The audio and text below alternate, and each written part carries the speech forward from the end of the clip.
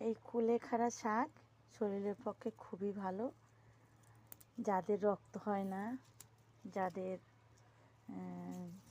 রক্ত শরীরে কম থাকে, তাহলে এরা যদি খায়, এই মাছ দিয়ে, ছোটো মাছ দিয়ে রান্না করে, হালকা একটু তেল দিয়ে, অল্প তেল দিয়ে রান্না করে খেলে খুবই উপকারী জিনিস।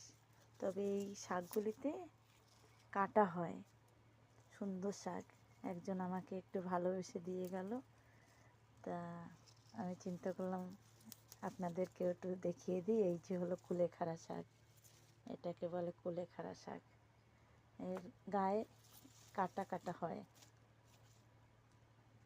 কাটা কাটা হয়, তবে সব জায়গায় তো পাওয়া যায় না।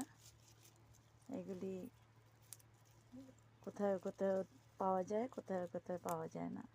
আর এই ডাঁটাগুলি, এগুলি ছোটো মাছ দিয়ে রান্না করে খেলে তাতেও উপকার।